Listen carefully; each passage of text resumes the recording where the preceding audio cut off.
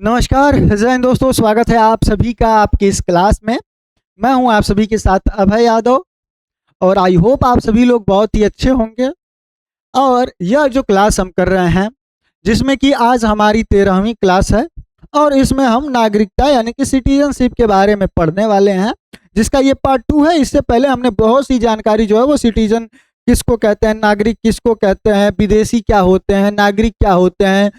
मित्र विदेशी क्या होते हैं, शत्रु विदेशी क्या होते हैं, साथ में किसको नागरिक कहा गया है, भारत में नागरिकता किस किस आधार पर जो है वो शुरुआत में दी गई है संविधान लागू होने वाले समय पे, वो सारी चीज़ें जो है वो हमने कवर कर लिया और आई होप आप सभी लोगों को बढ़िया से समझ में आया होगा। आज हम लोग आगे यहाँ पर पढ़ने वाले हैं सिटीजनशिप के बारे में, यानी कि नागरिकता के बारे में। और यहाँ पर हम लोग जो है आज बात करेंगे कि जो नागरिकता है इससे संबंधी जो अन्य संवैधानिक प्रावधान हैं उनके बारे में आज डिस्कस करेंगे कि जो नागरिकता से रिलेटेड जो और भी यहाँ पर संवैधानिक प्रावधान हैं, जो संविधान के अंदर प्रावधान किए गए हैं, उनके बारे में अब चर्चा करने वाले हैं। साथियों देखिए, सबसे पहले यहाँ पर स्वेच्छा से विदेशी नागरिकता, यानी कि ये जो है यहाँ पर बताई जा रही है कि अगर आप अपनी मर्जी से विदेशी नागरिकता लेते हैं तो देखिए, जो व्यक्ति स्वेच्छा से किसी अन्य देश की नागरिकता को ग्रहण कर लेगा वह भारत का नागरिक होगा या नहीं माना जाएगा, मतलब नहीं होगा या फिर नहीं माना जाएगा। यानी कि भारत के अंदर ये नियम है कि अगर आप भारत के नागरिक हैं तो आप भारत के ही नागरिक हैं,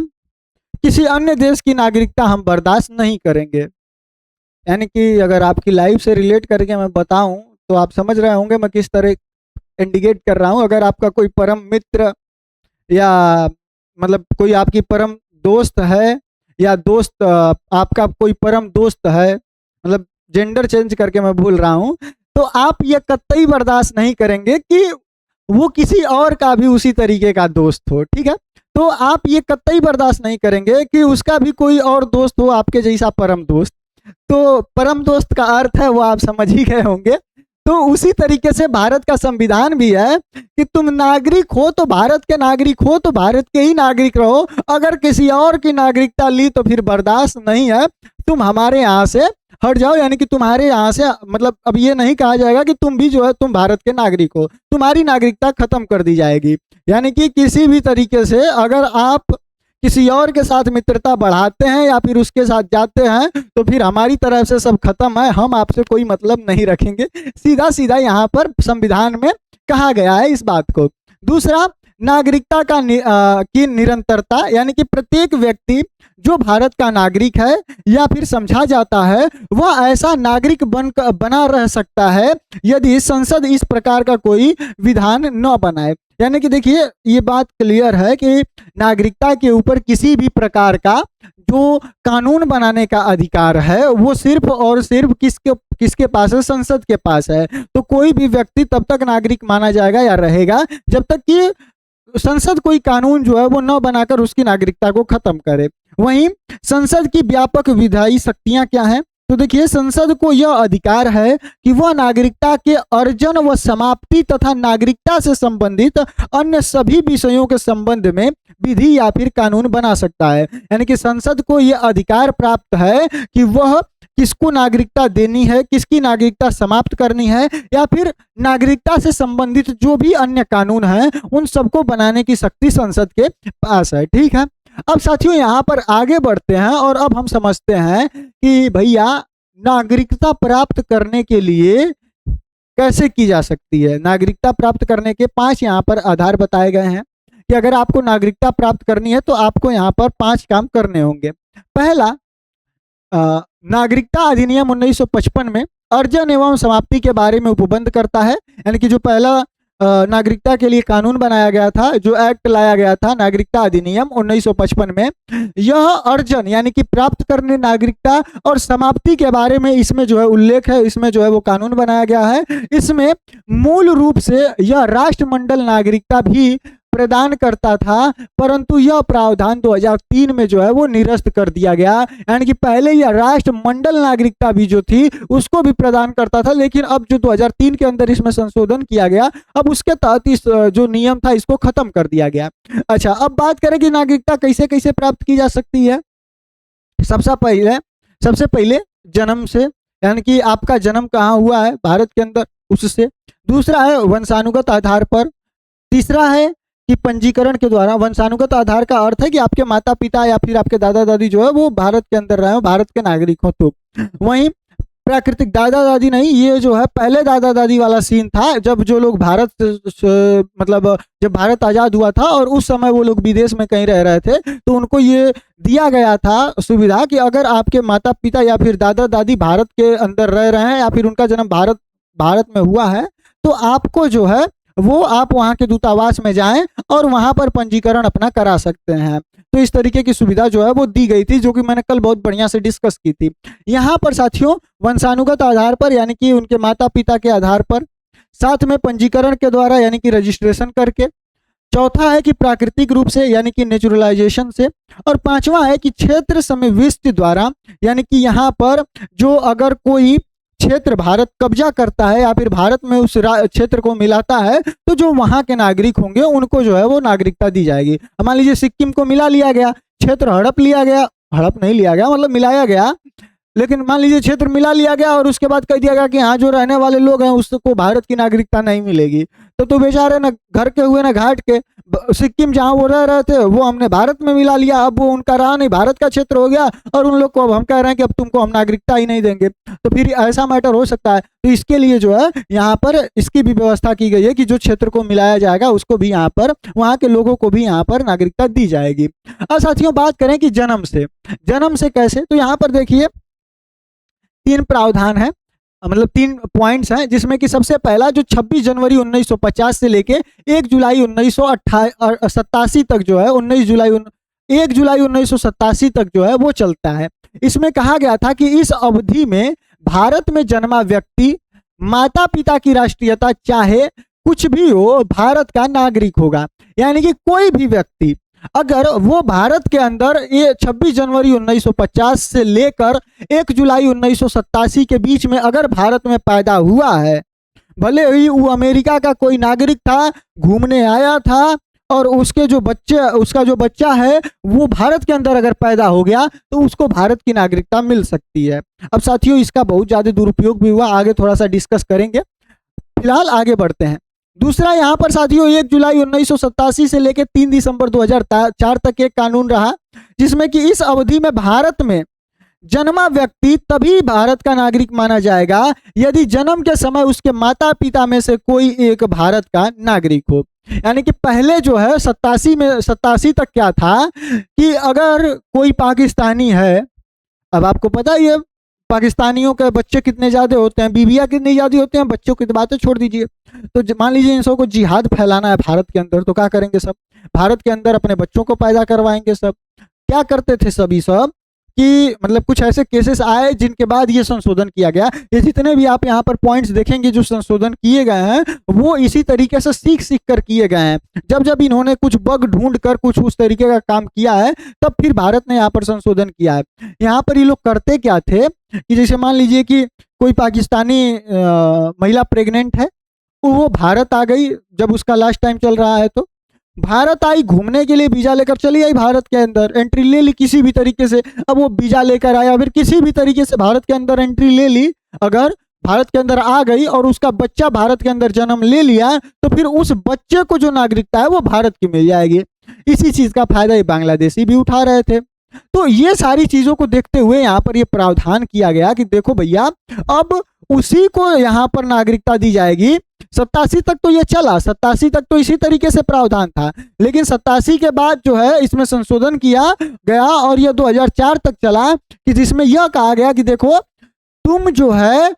तभी भारत के नागरिक कहलाओगे, मतलब उस बच्चे को नागरिकता तभी मिलेगी कि जब उसके माता पिता में से कोई भी एक भारत का नागरिक होगा। यानी कि अब यहाँ पर यह प्रावधान ला दिया गया कि मान लीजिए कि कोई भारत का नागरिक है और एक जो है वो पाकिस्तान की नागरिक है, महिला जो है वो पाकिस्तानी है,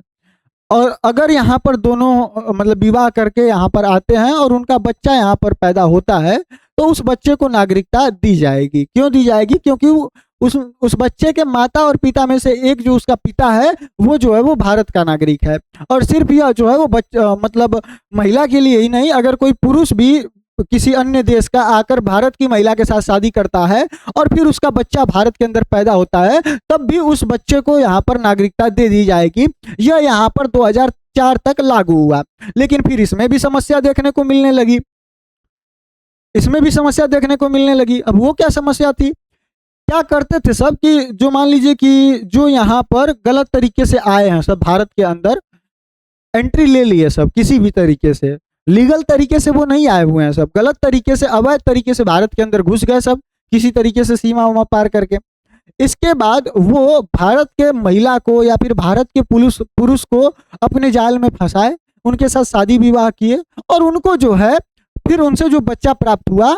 उनको फिर यहाँ पर नागरिकता मिल जाती थी। तो ये सीन बहुत ज़्यादा होने लगा। फिर सरकार की इस पर नज़र गई तो फिर यहाँ पर एक नया नियम लाया गया 3 दिसंबर 2004 के बाद से, कि जन्म के समय माता पिता दोनों भारत के नागरिक हों या फिर एक नागरिक हो और दूसरा उस समय अवैध प्रवासी यहाँ पर न हो, तब नागरिकता मिलेगी। यहाँ पर साथियों एक वर्ड आ गया, अवैध प्रवासी। अवैध प्रवासी का अर्थ होता है कि जो इल्लीगल तरीके से भारत में घुसा है। मतलब मान लीजिए कि अगर मुझको अमेरिका में जाना है तो मैं अमेरिका पहले भारत के अंदर पासपोर्ट बनवाऊंगा, फिर वीज़ा के लिए अप्लाई करूंगा, फिर जब मेरा वीज़ा आएगा तो मैं अमेरिका में चला जाऊंगा। तो ये मैं लीगल तरीके से गया, ठीक है। लेकिन अगर मान लीजिए कि मैं किसी तरीके से जो डंकी रूट के नाम से बहुत ज़्यादा फेमस है, जो कि आपने देखा भी होगा पिछले दिनों अमेरिका जब डोनाल्ड ट्रंप की सरकार बनी तो उन्होंने बहुत सारे भारतीयों को ऐसे पीछे हाथ उनका करके, हथकड़ी बांध के, उनके पैरों में जंजीर बांध के, उसके बाद उनको प्लेन में डालकर और उसके बाद भारत के अंदर लाकर छोड़ा था। तो वो लोग कैसे गए थे? वो लोग इस तरीके से लीगल रूप से नहीं गए थे, वो वहाँ पर इलीगल रूप से जो है वो रह रहे थे। अब यहाँ पर जरूरी नहीं है कि सिर्फ मान लीजिए कि कोई गलत रूट से ही वहां पर पहुंचना, इसमें इलीगल तब भी आप कहलाएंगे कि मान लीजिए कि आप गए, 15 दिन का आपके पास वीजा था, यानी कि वहां पे रहने का परमिट था, और आपका परमिट खत्म हो गया और अब भी जो है आप वहां पर रह रहे हैं, गलत तरीके से रह रहे हैं, तो भी आप जो है वो अवैध प्रवासी ही वहां पर कहलाएंगे। तो अवैध प्रवासी का अर्थ आई होप आपको समझ में आ गया होगा। तो यहाँ पर 2004 के बाद से यह नियम ला दिया गया, जब देखा गया कि इस तरीके का भी काम हो रहा है, तो ये नियम लाया गया कि देखो भैया, अब उसी के बच्चे को नागरिकता मिलेगी कि जब उस बच्चे का जन्म हो तो उसके माता पिता या तो दोनों भारत के नागरिक होने चाहिए, या तो एक नागरिक हो और दूसरा वो अवैध प्रवासी न हो, यानी कि वो गलत तरीके से भारत में न रह रहा हो या गलत तरीके से भारत के अंदर न आया हो, तब उसको जो है यहाँ पर भारत का नागरिक उस बच्चे को माना जाएगा। अगर वो गलत तरीके से भारत में रह रहा होगा तो उसको भारत की नागरिकता नहीं दी जाएगी। अच्छा, अब अगर मैं मान लीजिए उदाहरण के तौर पर बात करूं तो किसी भी फिल्म स्टार को ले लीजिए जो कि किसी विदेशी के साथ यहाँ पर शादी कर ली। जैसे एक केस बहुत ज़्यादा वायरल हुआ था जिसमें कि पाकिस्तानी जो प्लेयर थे, क्रिकेट प्लेयर थे, उनके साथ हमारे यहाँ की हमारे यहाँ की जो टेनिस प्लेयर थी, ये जो है क्या की थी कि वहाँ पे जो है उनसे शादी कर ली थी, उस व्यक्ति से, पाकिस्तानी क्रिकेट प्लेयर से शादी कर ली थी, जो हमारे यहाँ की टेनिस प्लेयर है। मैं उनका नाम नहीं कोट करना चाहता हूँ, आप लोग भले ही आप लोग समझ ही गए होंगे। इस पर भोजपुरी में खेसारी लाल के द्वारा एक गाना भी बनाया गया है, तो आप लोगों को पता ही होगा। तो वो जैसे उनका जो बच्चा होगा वो भारत का नागरिक कहला सकता था। अगर वो पाकिस्तान की नागरिकता नहीं लेता तो उसको भारत की नागरिकता मिल सकती थी, क्योंकि उसकी जो माता है वो भारत की थी और जो उसके पिता हैं वो इलीगल तरीके से भारत में नहीं रह रहे थे, तो उनको जो है यहाँ पर उसके बच्चे को नागरिकता यहाँ पर दी जा सकती थी। ठीक है, तो आई होप आपको ये समझ में आया होगा। वहीं अपवाद की बात करें तो देखिए, भारत में पदस्थ विदेशी राजनयिकों एवं शत्रु देश के बच्चों को भारत की नागरिकता जन्म के आधार पर अर्जित करने का अधिकार नहीं है। अब मान लीजिए यहाँ पर यह बात कहा जा रहा है कि जैसे जो भी विदेशी राजनयिक हैं, मतलब आप सभी को पता है कि यहाँ पर भारत के अंदर दूतावास है, तो वहाँ पर पाकिस्तान के भी लोग होंगे, वहाँ पर अमेरिका के भी यहाँ पर लोग होंगे, बांग्लादेश के भी होंगे, चाइना के भी होंगे। तो इसका क्या अर्थ है कि अगर कोई दूतावास में रह रहा व्यक्ति है और उसका जो है उसकी महिला है और उसका जो बच्चा है वो यहाँ पर पैदा हो जाता है, भले ही उसका पिता या फिर माता, मतलब जो उसका पिता है वो भारत का रहने वाला हो या फिर उसकी माता जो है वो भारत का रहने वाली हो, तो क्या उसको नागरिकता दी जाएगी? तो उसको भी नागरिकता यहाँ पर नहीं दी जाएगी। साथ में जो दुश्मन देश है जैसे पाकिस्तान है, चाइना है, तो इनके बच्चों को भी यहाँ पर नागरिकता नहीं दी जाएगी। इस बात का यहाँ पर कहा गया कि इनके भी बच्चों को यहाँ पर अब नागरिकता नहीं दी जा सकती, नहीं दी जा सकेगी। ये अपवाद के रूप में है। जो मैंने अभी कोट किया था ना ये उदाहरण, वो मैंने आपको समझाने के लिए किया था, लेकिन उनको यहाँ पर नागरिकता नहीं दी जाएगी क्योंकि यहाँ पर साफ साफ कहा गया है कि शत्रु देश के बच्चों को भारत की जो है वो नागरिकता यहाँ पर नहीं दी जाएगी। ठीक है, आगे बढ़ते हैं और अब बात करते हैं दूसरा जो है कि वंशानुगत आधार पर, कि जो वंशानुगत है उसके आधार पर किसी को नागरिकता। तो देखिए साथियों, यहाँ पर 26 जनवरी 1950 से लेके 10 दिसंबर 1992 से पूर्व जो है वो भारत के बाहर जन्मा व्यक्ति वंश के आधार पर नागरिक बन सकता है यदि जन्म के समय उसका पिता भारत का नागरिक हो। यानी कि 26 जनवरी 1950 से लेके 1992 के पहले ये नियम था कि अगर कोई भी व्यक्ति भारत के बाहर जन्म लिया हो, मतलब मान लीजिए कि मैं इसको उदाहरण के तौर पे ही समझाने का प्रयास करता हूं कि जैसे मान लीजिए कि मैं भारत का नागरिक हूं और मेरी शादी हो गई, मैं चला गया विदेश, अमेरिका, मान लीजिए जॉब वॉब का ऑफर आ गया या फिर कुछ बढ़िया पसंद नहीं है या फिर घूमने के लिए वहीं चला गया और वहाँ सेटल हो गया या फिर कुछ भी हो गया,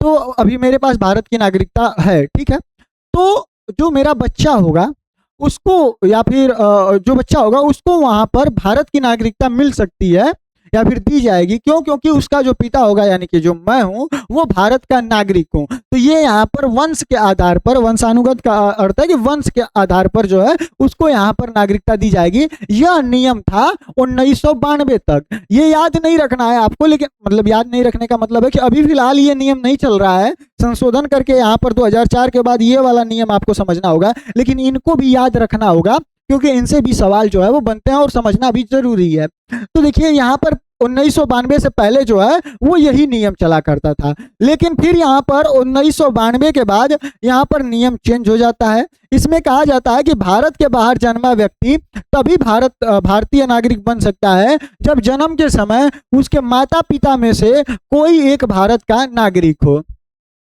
यानी कि कोई भी व्यक्ति अगर उसका जन्म भारत के बाहर हुआ है तो उसको भारत की नागरिकता तभी दी जाएगी कि जब उसका जन्म हुआ है तो उसके माता या फिर पिता दोनों में से कोई एक जो है वो भारत का नागरिक होना चाहिए, तभी जो है उसको यहाँ पर नागरिकता उस व्यक्ति को दी जाएगी। उसके बाद साथियों यहाँ पर इसमें भी कुछ फॉल्ट्स देखने को मिले। तब 3 दिसंबर 2004 के बाद से एक अतिरिक्त शर्त यहाँ पर लगाई गई कि इसके बाद भारत के बाहर जन्मा व्यक्ति वंश के आधार पर नागरिक नहीं हो सकता है जब तक जन्म के 1 वर्ष के भीतर भारतीय काउंसुलेट में पंजीकरण न हो और माता पिता यह शपथ पत्र न दें कि बच्चे के पास किसी अन्य देश का पासपोर्ट नहीं है। अब मतलब समझ में आया होगा आपको, नहीं आया तो मैं हूं, इसीलिए तो हूं समझाने के लिए। देखिए इन दोनों में एक चीज आपको दिखी होगी कि कोई भी टाइम लाइन नहीं है। मान लीजिए कि मेरा बच्चा है, अब जैसे अमेरिका के अंदर क्या है कि अगर आप अमेरिका के अंदर पैदा हो गए तो आपको वहां की नागरिकता मिल जाएगी। अगर मेरा बच्चा है, डिलीवरी के टाइम वो वहां पे चली गई मेरी वाइफ और उसका जन्म वहां पे हो गया, तो उसको जो है उस बच्चे को अमेरिका की नागरिकता मिल सकती है वहां पर। ठीक है, लेकिन और अब इन लोगों को जो यहाँ से आपको दिखेगा 1992 से जो पहले, मतलब 2004 से जो पहले के लोग हैं, इन लोगों को यहाँ पर दिया जा सकता था नागरिकता। अब इनके पास ये ऑप्शन था कि ये क्लेम कर सकते थे कभी भी, इनको कोई टाइमलाइन नहीं दी गई थी कि आपको बताना होगा। अब यहाँ पर 2004 के बाद जो है ये बात समझ में आई सरकार को कि भैया इसके लिए कुछ नियम बनाना पड़ेगा। अब नियम क्या बनाना पड़ेगा कि एक टाइम लिमिट सेट करनी पड़ेगी कि अगर आपका बच्चा भारत के बाहर पैदा हो रहा है तो आप जो है 1 साल के भीतर, उस बच्चे के जन्म के 1 साल के भीतर वहाँ की जो कॉन्सुलेट है वहाँ पर जाइए और इस बात की जानकारी दीजिए कि मेरा बच्चा हुआ है और उस बच्चे के पास कोई भी अन्य देश का पासपोर्ट या फिर नागरिकता उसके पास नहीं है। पासपोर्ट का अर्थ है नागरिकता, यानी कि उसको नागरिकता नहीं प्राप्त है किसी भी अन्य देश की, तब जाकर जो है उस बच्चे को भारत की नागरिकता मिलेगी। अगर मान लीजिए कि आपने 1 साल के भीतर वहां पर रजिस्ट्रेशन नहीं कराया, पंजीकरण नहीं कराया अपने बच्चे का वहां के कॉन्सुलेट में जाकर, तो उस बच्चे को नागरिकता भारत सरकार फिर नहीं देगी। यह प्रावधान जो है वो 2004 के बाद से यहाँ पर लागू कर दिया गया, ठीक है। लेकिन अगर आप देखें तो जो 2004 से पहले के लोग थे, इनके लिए कोई टाइमलाइन नहीं थी। इनका जब मन करता, मान लीजिए कि मान लीजिए कि जो अगर कोई व्यक्ति अमेरिका में जन्मा हुआ है और उसका मन किया कि मतलब वो अमेरिका की नागरिकता ले लिया है, अब वो जब तक अमेरिका में रहा, अमेरिका की नागरिकता थी उसके पास, फिर जब उसको समझ में आया कि नहीं यार, मान लीजिए कि उसको मन किया कि हमको भारत चलना है, या फिर ये भी हो सकता है कि कोई टेररिस्ट हो, टेररिस्ट ऑर्गेनाइजेशन उससे जुड़ा हो जो उसको भारत में भेजकर कुछ अपना काम कराना चाहता हो, तो वो फिर अपना क्या कहेगा कि चलो अब भारत चलते हैं, और क्योंकि हमारे माता पिता में से कोई या फिर हमारे माता पिता जो हैं वंशानुगत आधार पर हमको भारत नागरिकता दे ही देगा, क्योंकि यहाँ पर कोई टाइमलाइन इससे पहले 2004 से पहले तो तय थी नहीं, तो वो फिर भारत आ जाएगा और बताएगा कि देखो मेरे मम्मी पापा का या फिर मेरे पापा का ये आईडी प्रूफ है और इसके तहत मुझको भी यहाँ की नागरिकता मिल जाएगी। तो ये चीज़ भारत सरकार को समझ में आई, फिर तो वो भारत का नागरिक भी कहलाएगा और फिर वो भारत के जो नागरिकों को अधिकार प्राप्त है वो यहाँ पर लेगा, वो वोटिंग करेगा। इस तरीके से सोचिए कि जिस तरीके से धुरंधर मूवी में दिखाया गया है कि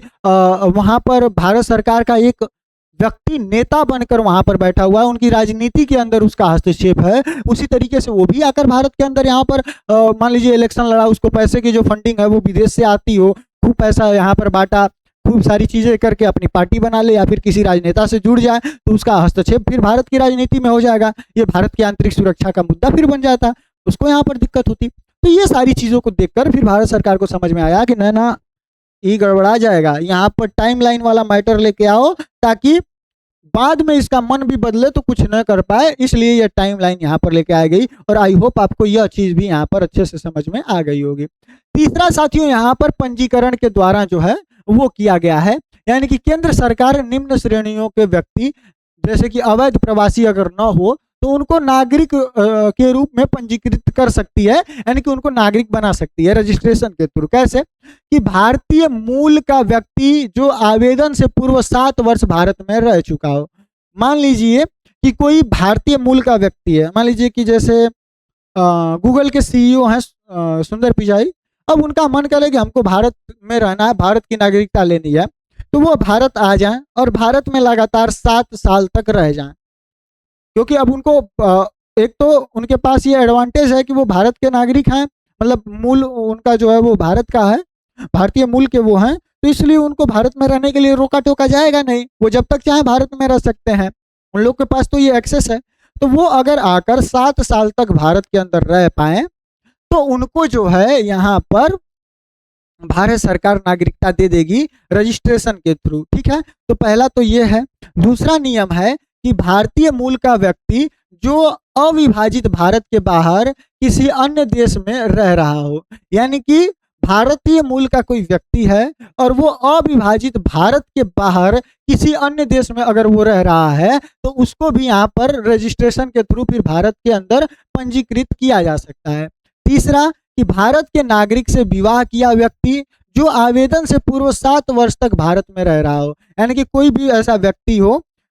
मान लीजिए कि भारत का व्यक्ति हो, उसको विदेश की महिला पसंद आ गई, वहां पे गया पढ़ने लिखने, अच्छी लगी, पसंद आ गई, दोनों शादी कर लिए, तो वो उसको लेकर भारत चला आया और फिर वो यहाँ पर 7 साल तक रह लिए हैं, मतलब वो महिला भारत में 7 साल तक रह चुकी है, तो उसके बाद जो है अब वो रजिस्ट्रेशन के लिए अप्लाई कर सकती है और 7 साल कंप्लीट होने के बाद जो है उसको यहाँ पर नागरिकता दी जा सकती है। जो चौथा है वो है भारत के नागरिकों के नाबालिग बच्चों को जो है उनको यहाँ पर रजिस्ट्रेशन के थ्रू दिया जा सकता है। जो नाबालिग अभी बच्चे हैं, साथ में पूर्ण आयु क्षमता वाला व्यक्ति जिसके माता पिता नागरिक हैं, यानी कि ऐसा व्यक्ति जो कि अपनी आयु पूर्ण कर चुका है, मतलब कि पूर्ण क्षमता है, और वह व्यक्ति मतलब उसके माता पिता जो है वो नागरिक हैं भारत के, तो उनको भी रजिस्ट्रेशन के थ्रू यहाँ पर दिया जा सकता है। वहीं पूर्ण आयु क्षमता वाला व्यक्ति जिसके माता पिता स्वतंत्र भारत के नागरिक रहे हों तो वो 12 माह का निवास के सहित, मतलब कि अगर वो कोई ऐसा व्यक्ति है जिसकी आयु की क्षमता पूर्ण होने वाली है, तो वो यहाँ पर उसके अगर माता पिता स्वतंत्र भारत के नागरिक रहे हैं पहले, तो उसको भी जो है वो 12 महीने के निवास अगर वो कर ले, तो उसको भी यहाँ पर रजिस्ट्रेशन के थ्रू जो है वो भारत की नागरिकता दे दी जाएगी। फिर वही बात है कि पूर्ण आयु क्षमता वाले व्यक्ति को 5 वर्ष से समुद्री पार देश का नागरिक के रूप में पंजीकृत किया हो और 12 माह वो अगर भारत में रहे, यानी कि जिसको कि OCI कहते हैं, ओवरसीज सिटीजनशिप ऑफ इंडिया जो है ये दिया जाता है, आगे अभी है इसके बारे में चर्चा करेंगे। तो उस व्यक्ति को अगर वो 12 महीने भारत के अंदर रह ले, जिसको ये कार्ड प्राप्त हो OCI वाला, अगर वो भारत के अंदर 12 महीने रह ले, तो उसको भी रजिस्ट्रेशन के थ्रू जो है वो यहाँ पर उसको दिया जा सकता है, नागरिकता दी जा सकती है। चौथा है प्राकृतिक रूप से, यानी कि केंद्र सरकार किसी व्यक्ति को प्राकृतिक रूप से नागरिक प्रमाण पत्र दे सकती है यदि वह निम्न योग्यताएं रखता है। जैसे कि जिस देश में भारतीय प्राकृतिक रूप से नागरिक नहीं बन सकते हैं, उस देश से संबंधित नहीं है। जैसे कि पाकिस्तान हो गया, जो पड़ोसी देश हैं हमारे, इनको जो है वो नहीं दी जा सकती है। दूसरा, अन्य देश के नागरिक हो तो भारतीय नागरिकता स्वीकृत पर उस देश की नागरिकता को त्याग दे। मान लीजिए कि कोई अन्य देश का नागरिक है और जब उसको भारत की नागरिकता दी जा रही है तो वो उस देश की नागरिकता को त्याग देगा। तो ये तो मतलब ऐसे समझी हुई बात है, क्योंकि आप पहले ही पढ़ चुके हैं कि अगर उसके पास भारत की नागरिकता है तो वो किसी अन्य देश की नागरिकता नहीं रख सकता है। तो यहाँ पर अगर उसको भारत की नागरिकता दी जा रही है तो वो यहाँ पर किसी अन्य देश की नागरिकता नहीं रख पाएगा। साथ में साथियों तीसरा है कि आवेदन से कम से कम 12 माह पूर्व भारत में रह रहा हो और या फिर सरकार सेवा में हो, यानी कि वो गवर्नमेंट की सेवा में हो, या फिर आवेदन करने से पहले वो कम से कम 12 महीने तक भारत में रह चुका हो, 1 साल तक भारत में रह रहा हो, तो उसको यहाँ पर सरकार जो है वो नागरिकता प्रमाण पत्र दे सकती है। साथ में साथियों चौथा जो है वो यह है कि 12 माह से लेकर 14 वर्ष में कुल 11 वर्ष जो है वो भारत में निवास किया हो, जो CAA है, इसके बारे में आगे आपको बताएंगे। इससे कुछ समुदायों को घटाकर 5 वर्ष, तो इनको जो है वो दिया जा सकता है। यानी कि 12 माह से पूर्व 14 वर्ष के कुल 11 वर्ष भारत में निवास किया हो या फिर सेवा दिया हो। यानी कि अगर 14 साल में कुल मिलाकर अगर वो 11 साल भारत में रहा हो या फिर वो व्यक्ति भारत में अपनी किसी भी प्रकार की सेवा दिया हो, तो उस व्यक्ति को, और वो लगातार जो है वो 12 महीने रहा हो भारत में, तो उस व्यक्ति को यहाँ पर भारत का नागरिकता दे दी जाएगी। हाँ, यहाँ पर जो CAA है इसमें जो है वो कुछ समुदायों को घटाकर, यानी कि जैसे मुस्लिम जो हैं उनको यहाँ पर हटाकर, वहीं उसका उचित चरित्र हो,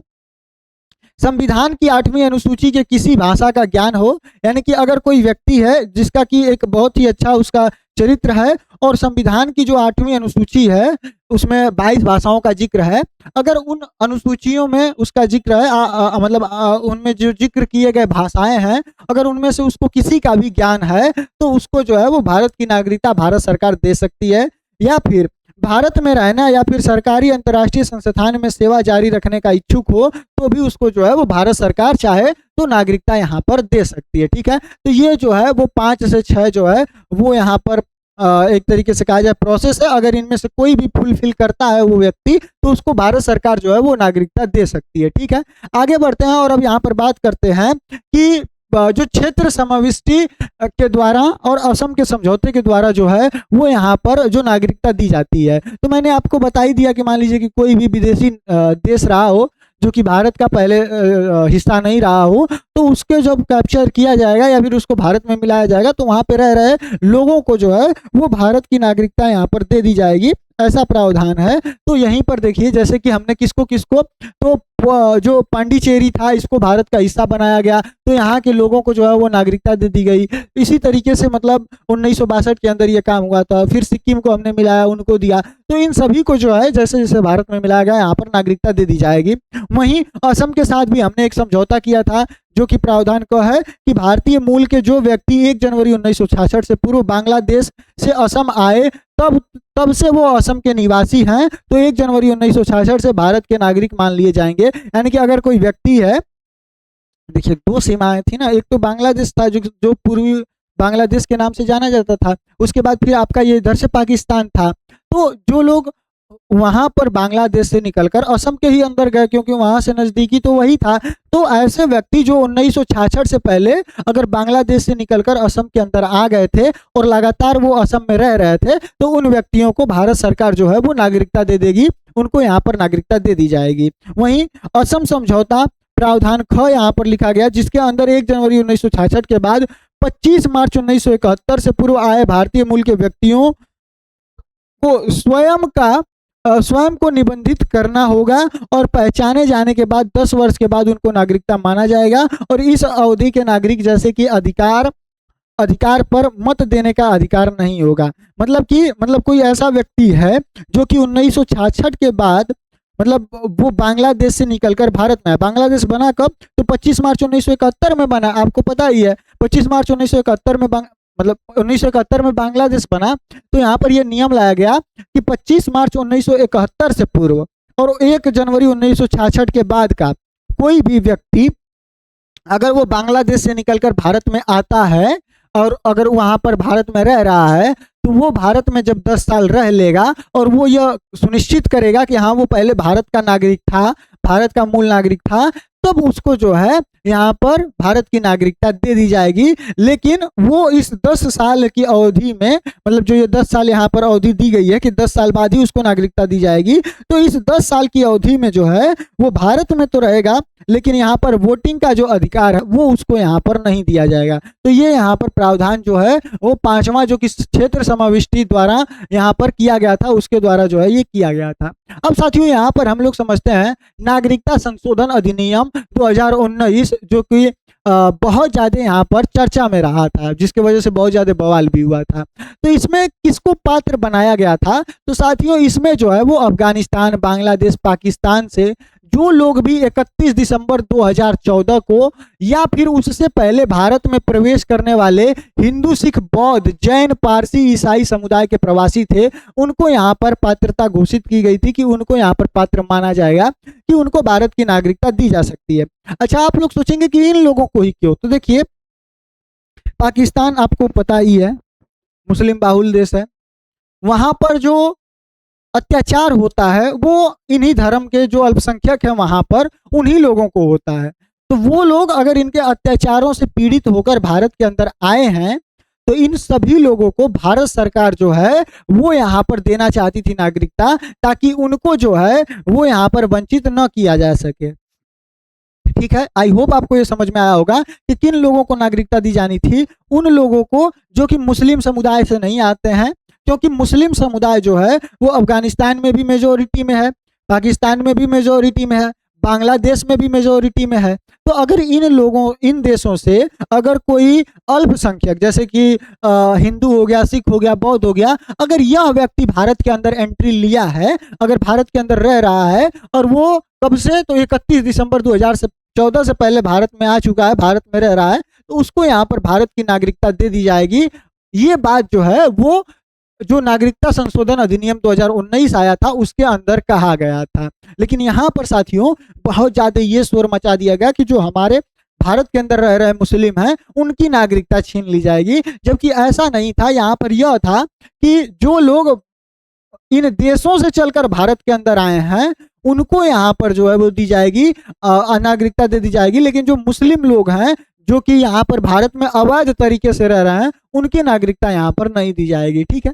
उसके बाद साथियों विशेष छूट व प्रमाण पत्र की बात की जाए तो इन्हें साथियों पासपोर्ट, भारत में प्रवेश अधिनियम 1920 व विदेशी अधिनियम 1946 के दंड परिणामों से छूट दी गई थी। वहीं केंद्रीय सरकार इन्हें पंजीकरण या फिर प्राकृतिकरण का प्रमाण पत्र दे सकती है और प्रवेश तिथि से नागरिक जो है ये माना जाएगा। यानी कि इनको जो मतलब मान लीजिए कि आपके पास जो पासपोर्ट अधिनियम भारत का है, जो पासपोर्ट अधिनियम 1920 है या फिर जो विदेशी अधिनियम 1946 है, इसके अंदर यहाँ पर जो है वो दंड देने का बात है कि अगर आप अवैध तरीके से भारत के अंदर रह रहे हैं तो आपको दंडित किया जाएगा। तो इस तरीके इनको यहाँ पर इसमें छूट दी गई थी और कहा गया था कि यहाँ पर अगर ये लोग भारत के अंदर हैं तो उनके पंजीकरण और या फिर प्राकृतिकरण से जो है उनको भारत सरकार जो है वो नागरिकता दे सकती है, और जब से वो भारत के अंदर एंटर हुए हैं तब से वो भारत के नागरिक जो है वो माने जाएंगे। वहीं साथियों इसका अपवाद क्षेत्र क्या था, तो इसमें जो है वो ये कहा गया था कि छठी अनुसूची में जो शामिल हैं, जैसे कि असम, मेघालय, मिजोरम और त्रिपुरा, जिसको कि हम लोग याद करते हैं ATMM, तो यहाँ पर जो है असम, मेघालय, मिजोरम, त्रिपुरा जो है, इन क्षेत्रों में उन लोगों को रहना जो है वो यहाँ पर, मतलब कि अगर वो इस क्षेत्र में रह रहे हैं तो उनको यहाँ पर नहीं जाने दिया जाएगा, क्योंकि आपको पता ही है यहाँ पर भारत सरकार जो है वो जनजातियों की सुरक्षा के लिए ये काम करती है, तो उनको यहाँ पर नहीं जाने देगी। तो ये यहाँ पर किया गया था। वहीं साथियों पृष्ठभूमि व प्रभावी तिथियों की बात करें तो 2015 से इन प्रवासियों को दंडात्मक परिणामों से छूट व 2016 से लॉन्ग टर्म वीजा की पात्रता दी गई थी, और CAA 2019 10 जनवरी 2020 को प्रभावी हो गया था, यानी कि यह 10 जनवरी 2020 को इसको लागू कर दिया गया, और यह यहाँ पर अब भारत सरकार का जो है वो ये लागू हो गया था। ठीक है, अब यहाँ पर साथियों आगे बढ़ें और अब बात करें कि नागरिकता खोने के तरीके क्या क्या हैं। अभी तक आपने जितने भी ये देखे, इसमें सिर्फ यही थे कि किस तरीके से जो है वो नागरिकता किसी को भारत की मिल सकती है, लेकिन यहाँ पर नागरिकता का खोने का भी 3 तरीके हैं। कौन कौन सा? पहला कि वह स्वेच्छा से त्याग कर दे, यानी कि कोई व्यक्ति है वो भारत में नहीं रहना चाह रहा है, 18 वर्ष से ऊपर का व्यक्ति है, वो अगर कहता है कि हम किसी अन्य देश की वो नागरिकता ले रहा है या फिर भारत की नागरिकता को वो छोड़ रहा है, तो वो अपना इच्छा अनुसार छोड़ सकता है। वहीं बर्खास्तगी, यानी कि किसी को टर्मिनेट किया जा सकता है, यानी कि अगर कोई व्यक्ति कोई नागरिक स्वेच्छा से किसी अन्य देश की नागरिकता ग्रहण कर लेता है, तो उसकी जो भारतीय नागरिकता है, मैंने बताया ही ना आपको कि वो यहाँ पर खत्म हो जाएगी, वो अपने आप ही यहाँ पर स्वतः ही समाप्त हो जाएगी। अगर वो किसी अन्य देश का, मान लीजिए कि मैं कल को जाकर अमेरिका की नागरिकता लूंगा, तो जैसे ही मैं अमेरिका की नागरिकता ग्रहण करूंगा वैसे ही मेरी भारतीय नागरिकता फिर खत्म हो जाएगी, और फिर मुझको अगर भारत का नागरिक बनना है तो फिर मुझको जो मैंने आपको पीछे प्रावधान बताए उन सारे प्रावधानों से गुजरना पड़ेगा, तब मुझको फिर जाके भारत की नागरिकता मिलेगी। आई होप आपको ये समझ में आ गया होगा। वहीं साथियों यहाँ पर वंचित करना, यानी कि केंद्र सरकार आवश्यक रूप से नागरिकता बर्खास्त करेगी यदि नागरिक फर्जी ढंग से प्राप्त की गई हो नागरिकता। कोई अगर मान लीजिए फर्जी ढंग से प्राप्त किया हो, तब वो जो है अगर जांच में पाया जाता है तो केंद्र सरकार उसको रद्द कर सकती है। वहीं संविधान का अनादर अगर वो करे तो भी उसकी नागरिकता रद्द हो जाएगी। अगर वो युद्ध में शत्रु से गैर कानूनी संबंध, राष्ट्र विरोधी सूचना दे, अगर मतलब कुल मिला जुलाकर अगर वो भारत के लिए किसी भी तरीके से गलत काम करे जिससे के वजह से भारत की सुरक्षा में चूक हो, या फिर भारत के जो भी डॉक्यूमेंट्स वगैरह हैं, कुछ जो जरूरी चीज़ें हैं जो कि अगर दुश्मनों को पता चलती है तो वो भारत के लिए खतरा होगा, अगर वो इस तरीके का काम करता पाया जाता है तो उसकी नागरिकता भारत सरकार यहाँ पर रद्द कर देगी। वहीं 5 वर्ष से 2 वर्ष की कैद हुई हो, या फिर नागरिक सम्मानित 7 वर्ष से भारत से बाहर रह रहा हो, यानी कि अगर उसको 5 वर्ष में 2 वर्ष तक कैद हो गई हो कहीं बाहर, या फिर अगर कोई नागरिक 7 वर्ष से अगर भारत में आया ही नहीं हो, वो भारत के बाहर रहा हो और भारत के अंदर कभी एंट्री ही नहीं लिया हो 7 वर्ष तक लगातार, तब भी उसकी जो है वो नागरिकता यहाँ पर खत्म कर दी जाएगी। अब साथियों बात करें, आपको समझ में आया होगा ये कि किस तरीके से यहाँ पर जो नागरिकता है वो खोई जा सकती है। अब बताते हैं OCI का इतिहास, जिसके बारे में यहाँ पर चर्चा की गई थी, यानी कि ओवरसीज सिटीजनशिप ऑफ इंडिया। साथियों देखिए, इसमें 2000 के अंदर जो LM संघवी है, संघवी की समिति है, ये यहाँ पर इसको लेकर आती है, जो कि भारत सरकार ने भारतीय डायस्पोरा पर LM संघवी की अध्यक्षता में एक उच्च स्तरीय समिति बनाई थी, जो कि जनवरी 2002 में रिपोर्ट सौंपी गई, और जिसमें भारतीय मूल के व्यक्तियों को, जिनको कि PIO कहा जाता है, इनको दोहरी नागरिकता जो है वो देने की सिफारिश हुई थी। यानी कि ये कहा गया था कि जो लोग यहाँ पर भारत के अंदर रह रहे हों, मतलब भारत के मूल नागरिक हो लेकिन कहीं और वो रह रहे हों, तो उनको यहाँ पर भारत की नागरिकता, दोहरी नागरिकता दी जाए, लेकिन उनको जो है वो कुछ सीमित अधिकार जो है वो दिए जाएंगे। यहाँ पर इसकी बात जो है वो की गई थी LM संघवी समिति के द्वारा। वहीं साथियों विदेशी भारतीय नागरिकता का प्रावधान यहाँ पर किया गया था, किया गया 2003 के अंदर, कि नागरिकता संशोधन अधिनियम 2003 में 16 निर्दिष्ट देशों के जो PIO हैं उनके लिए पाकिस्तान व बांग्लादेश को छोड़कर यह प्रावधान जोड़ा गया कि राष्ट्रमंडल नागरिकता से जुड़े पुराने प्रावधान यहाँ पर हटा दिए गए। यानी कि 2003 के अंदर जो है सिर्फ और सिर्फ यहाँ पर मतलब 16 ऐसे देशों को यहाँ पर चिन्हित किया गया जिनको कि PIO यहाँ पर कहा गया, और इनको जो है पाकिस्तान या फिर बांग्लादेश को छोड़कर, क्योंकि देखिए ये दोनों तो भारत के ही विभाजित देश है, तो यहाँ पर तो ये कंफर्म ही है कि भारत के ही लोग वहाँ पर रह रहे होंगे। मान लीजिए भारत का ही कोई व्यक्ति जाकर वहाँ पर रह रहा होगा और हम उसको भी ओसीआई कार्ड दे दें तो फिर ये तो दिक्कत हो जाएगी। तो इसीलिए यहाँ पर इन देशों को छोड़कर अन्य जो भी देश है उनको ओसीआई कार्ड देने की यहाँ पर बात की गई थी कि अगर उस देश में भारत मूल का कोई व्यक्ति रह रहा हो तो उसको एक तरीके से कहा जाए तो दोहरी नागरिकता दी जाएगी। लेकिन ये दोहरी नागरिकता में मतलब फुल नागरिकों का जो अधिकार है वो यहाँ पर नहीं दिया जाएगा। वहीं सभी देशों का तक विस्तार यानी कि नागरिकता संशोधन अधिनियम 2005 में पाकिस्तान व बांग्लादेश को छोड़कर सभी देशों को पीआईओ तक इसका दायरा बढ़ाया गया। और ध्यान रहे कि ओसीआई प्रस्ताव में दोहरी नागरिकता नहीं है, यह संविधान का अनुच्छेद 9 इसकी अनुमति नहीं देता है। यानी कि 2005 में अगर आप 2003 को देखें तो यहाँ पर साथियों सिर्फ 16 देशों के में रह रहे भारतीयों को ये जो है कि दिया गया था ओसीआई, लेकिन यहाँ पर 2005 के अंदर इसका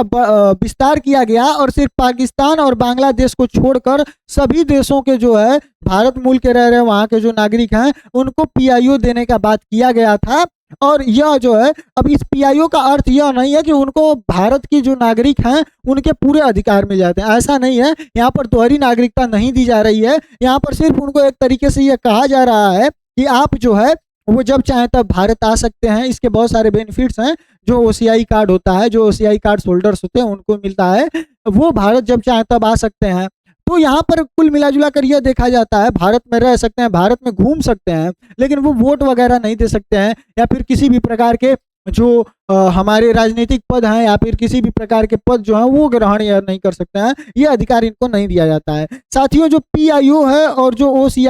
ओसीआई है, इन योजनाओं का विलय करके यहाँ पर नागरिकता संशोधन अधिनियम 2015 में पीआईओ कार्ड स्कीम को 2002 में, वो ओसीआई कार्ड स्कीम 2005 में मिलाकर भारतीय विदेशी नागरिकता card holder OCI card holder के नाम से एक ही योजना बनाई गई जो कि पीआईओ स्कीम 9/1/2015 को यहाँ पर रद्द कर दी गई। यानी कि जो